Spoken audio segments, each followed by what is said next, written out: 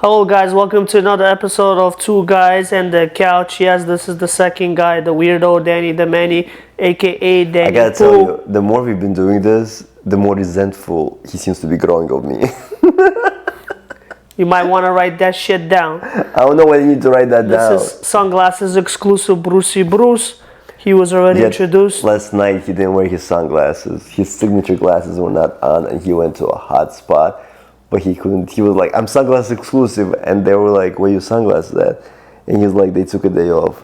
Yeah, so we were at the spot and the guy over there, the singer, the MC host, had sunglasses. The one night I don't wear my sunglasses at night, and this is what happens. It's okay, I was Gucci Gang exclusive, so that was fine. Today we have some interesting topics we're gonna talk about, and one of the topics I wanna talk about is a bit interesting.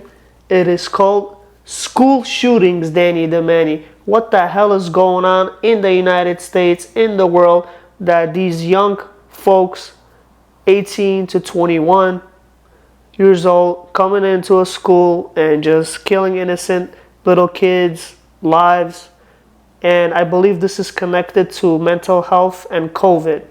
So, Danny, why don't you give us a little bit of your. So I'm curious. Before we get into it, it's connected to COVID and mental health. So prior to COVID, where we continuously had these shootings, what was that connected to?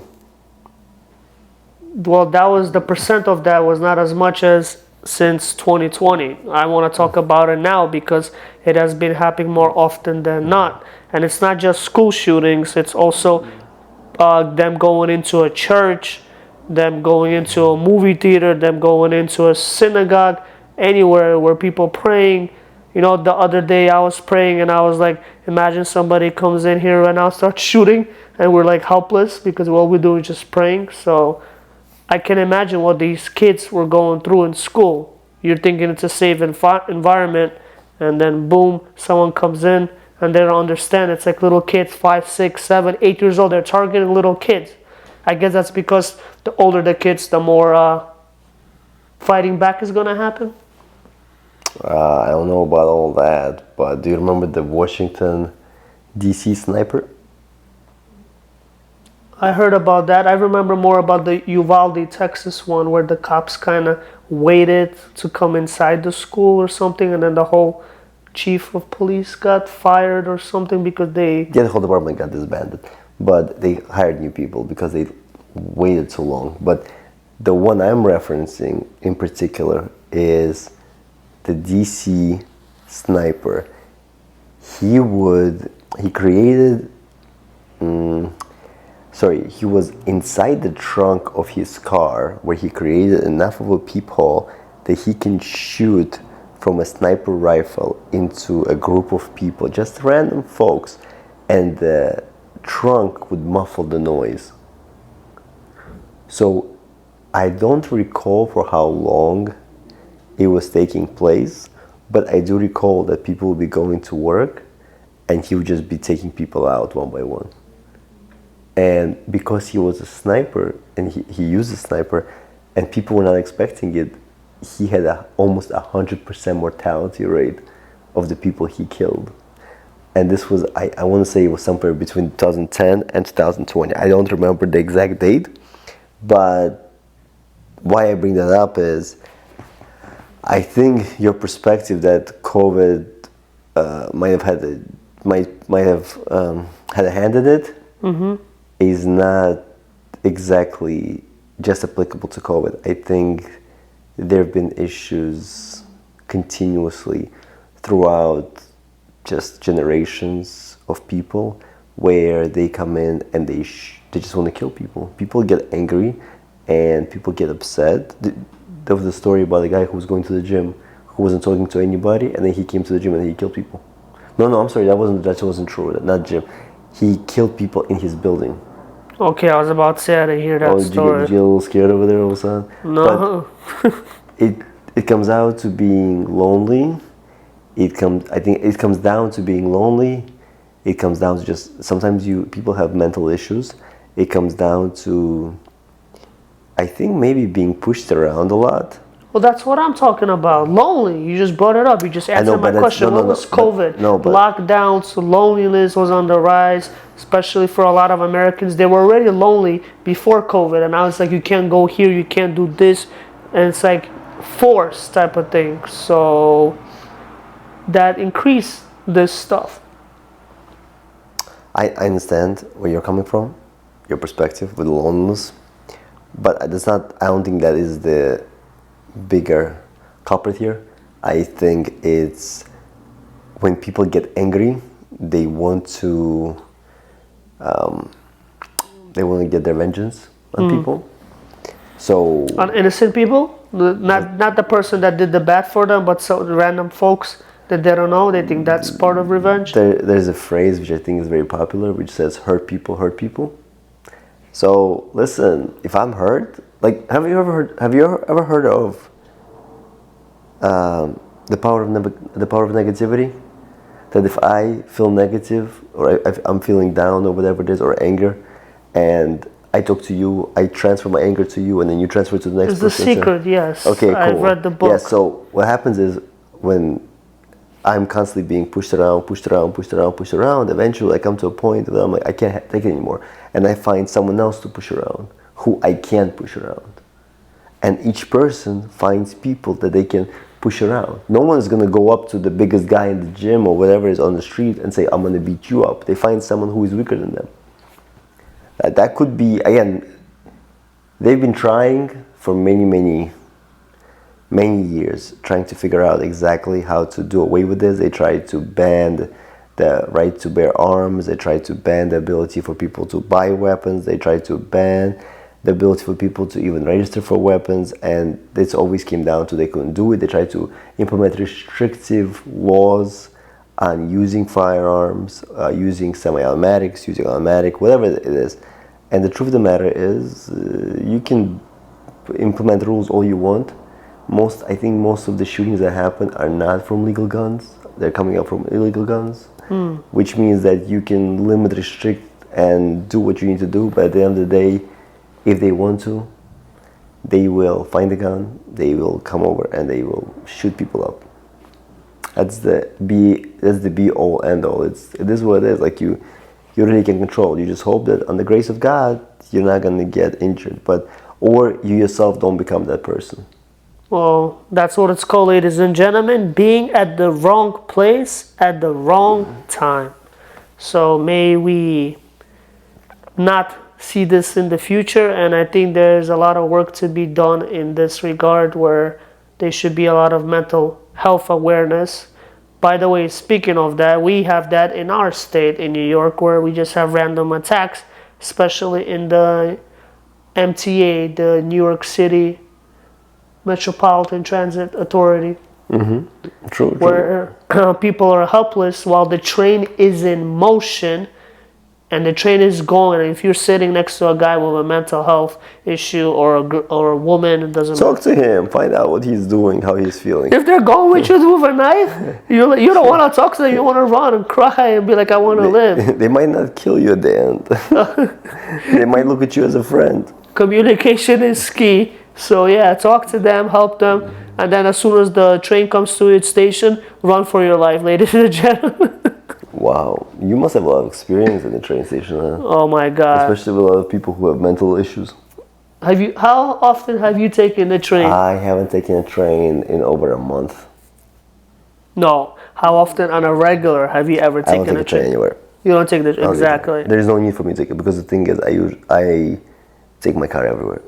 It's a choice though, but it's easier for you to take a train because that way you get to your destinations faster, I guess, and you don't have to worry about the parking and the meters and all that stuff. Traffic. No, I rather stand in traffic, but I like the comfort of my own car.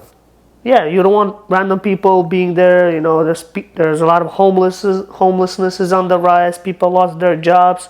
People are being rejected by their own family.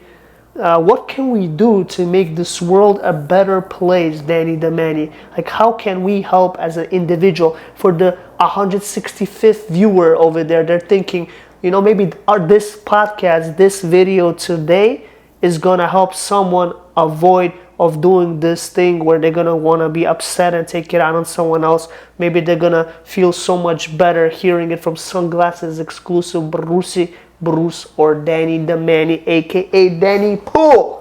By the way, ladies and gentlemen, like, share, subscribe this with your whole family, generation, and I love you all.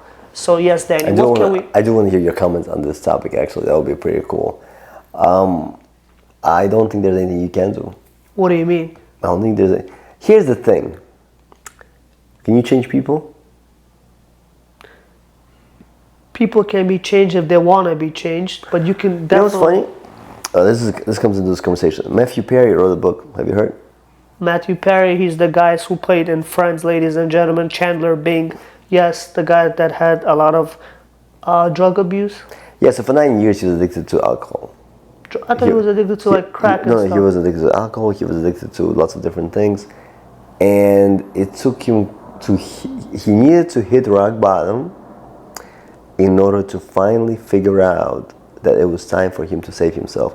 And based on what I've heard, I haven't read the book. I actually want to read the book. I want to see what his story is all about. But it took him $9 million to get himself back out of the hole.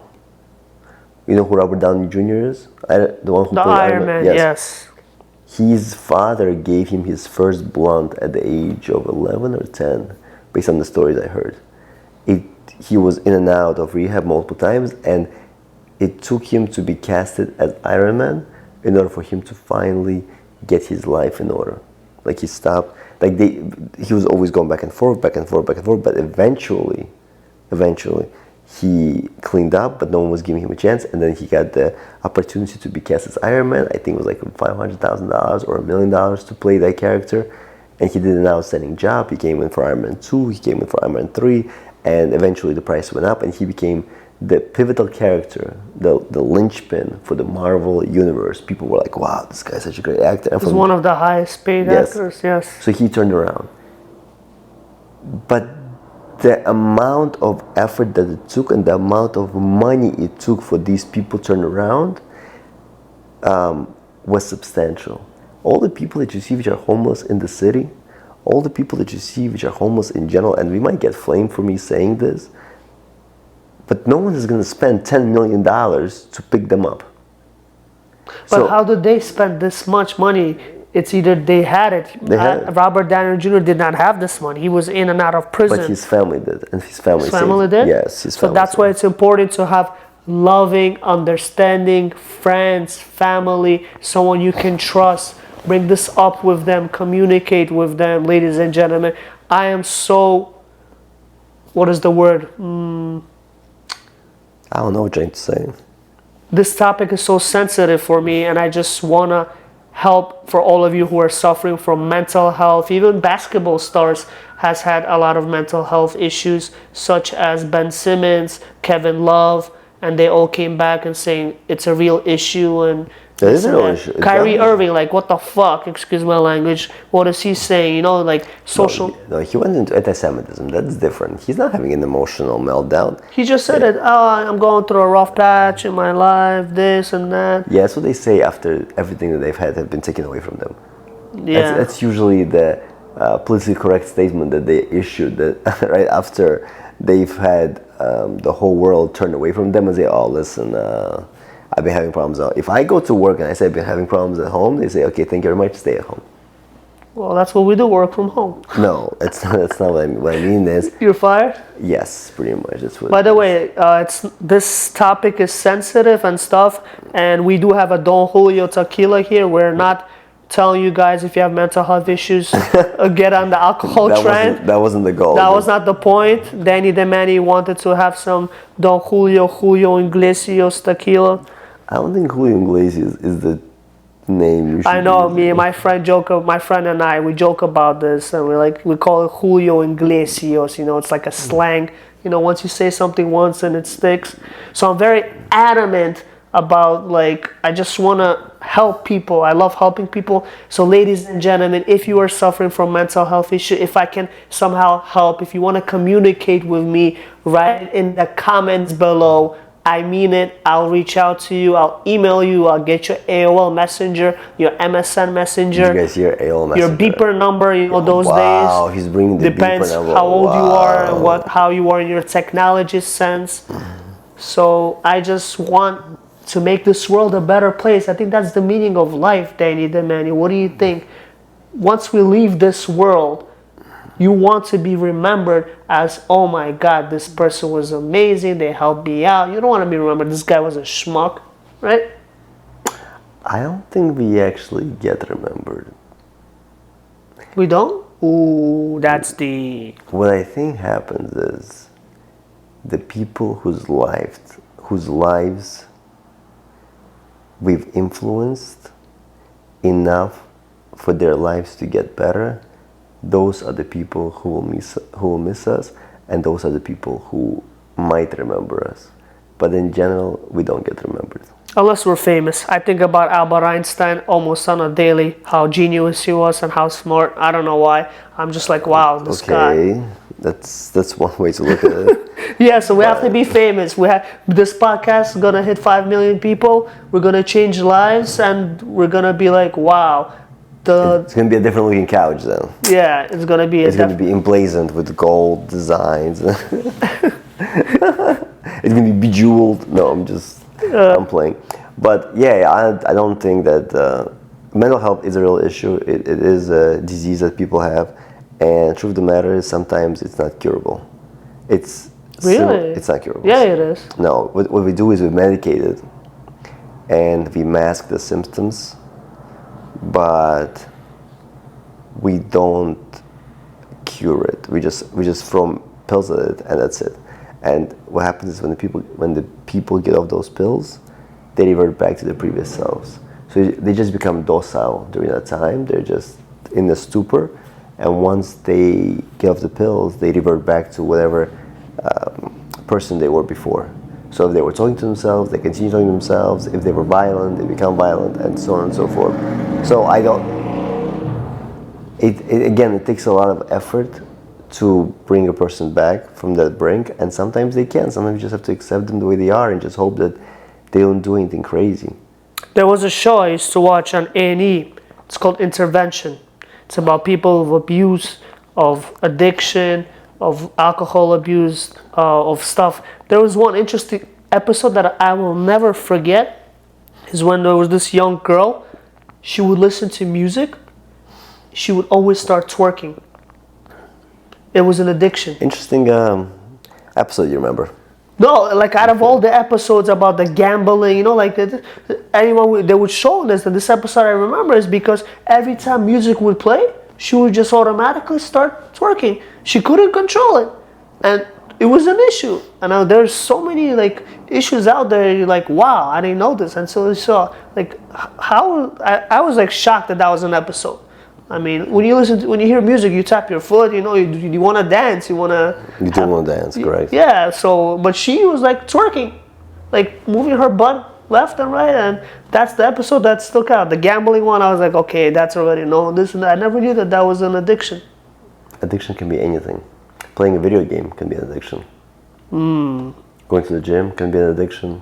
It's an addiction only if it affects your everyday life, where you're missing time with family, where you're not going to work physically. That's when I think it's an addiction. It's an addiction when it impacts your life in a negative way. Ladies and gentlemen, let us know in the comments below what you think addiction is. And if you get this far in the video, just want probably that motorcycle that was flying by or whatever, they're like, okay, my ears popped, fuck this, I'm out of here. So this was a very interesting episode. I really wanted to talk about this. On a serious note. Go ahead. Yeah, on a serious note, I really wanted to bring this about mental health awareness. I was talking to Danny about this, and I just feel like if this affects one soul and we're able to save lives just from this 200 views that we might get, thank you very much, and God bless you and your family, and may we always have positive and amazing days. Any last thoughts, Danny? May the best be with you every single day, and don't forget to smile. And like, share, and subscribe. Thank you very much for the love and support, and we'll see you next time. Also, let us know if you want any specific topics that you want to hear about from our intellect mindset. Peace. Peace.